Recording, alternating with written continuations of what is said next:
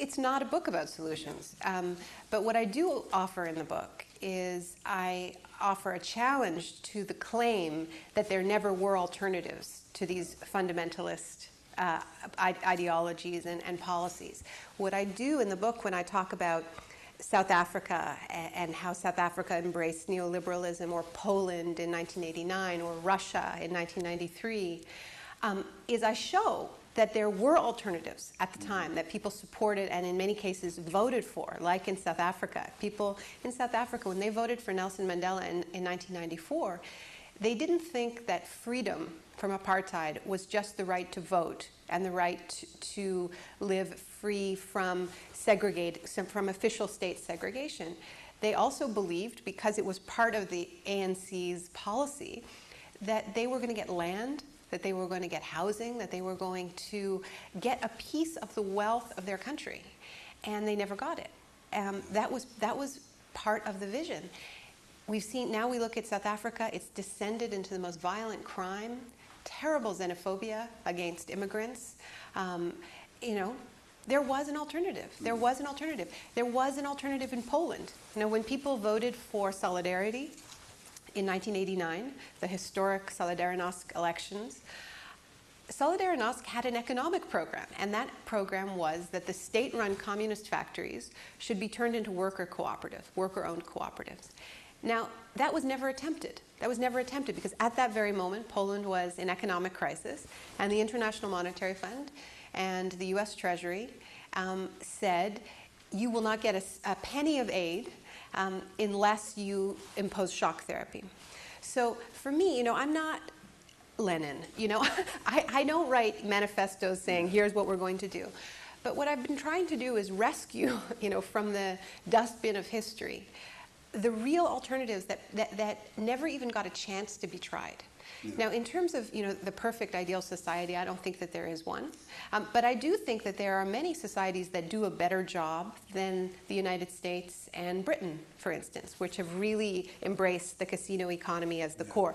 What you see in this economic crisis... Give us a few names of countries that you like. Well, I mean, what you see in this economic crisis is that the countries that are most vulnerable, that are getting hit the hardest, are the ones that embraced market fundamentalism fully. So, like Ireland, the Celtic Tiger, you know, they lost everything in one swipe, because when you embrace so-called free trade and you eliminate all controls, then the money can flow out as easily as it came in. So we're seeing this in a lot of Eastern European countries.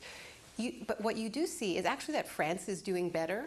A lot of the social democratic European countries are doing better. My country, Canada, is doing better than the United States. Our banks are doing better in this economic crisis because our banks never deregulated. Not because they didn't want to, they wanted to.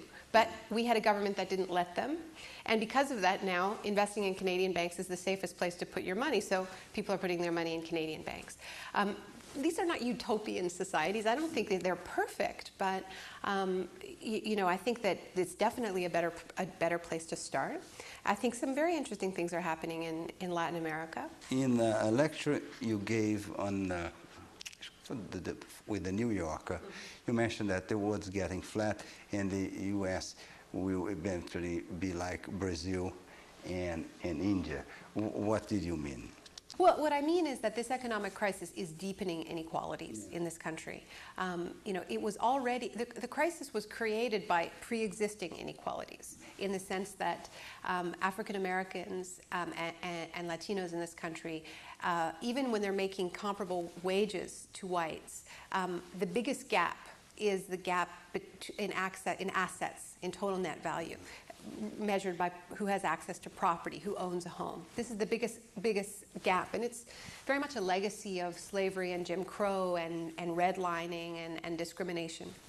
So this is the inequality, and the answer to that inequality was subprime mortgages. These subprime mortgages that were targeted specifically to African Americans and Latinos. And poor in general. Well, except for poor are racialized in this country, right? So you can't talk about the poor in general because it's totally... A lot of blacks and a lot of Latinos, but there are a lot of white poor too. There are a lot, but you know, blacks are 12% of the population in the United States, and more than 50%, they are more than 50% of the people living in concentrated poverty in this country.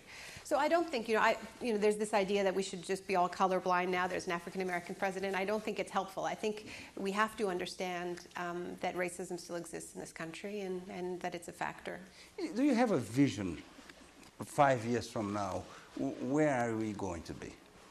And in that vision, where is China? I don't know where we are in 5 years from now. I mean, I think it's such a, it's such a volatile moment. This is why I, spend time giving speeches to, rooms filled with people, talking on university campuses, trying to rebuild a left, is that I think it really depends. I don't think anything is inevitable in the next 5 years. I think that, a moment like this is a moment when change happens very, very quickly, for good and for bad. It's not static, that's for sure, right? And that's why, I say that progressives have a moral responsibility to meet this moment and turn it into a transformation. I can see a brilliant future in 5 years. I can also see a totally dystopic future where the financial crisis, the inequalities, the ecological crises intersect, and it's everyone for themselves, and a brutality. So to me, this is a choice. And that's why I'm not in the business of sort of, projecting, look. No, just because you are an idealist, you have a vision, and I thought you might see something with more clearly than the others. You think you see your mission then as to rebuild the left? Yeah, I guess so, yeah. That's good, thank you. I've been looking for a mission. Thank you very much. Se você quiser fazer críticas ou comentários, vá no nosso site, na Globo News. Muito obrigado.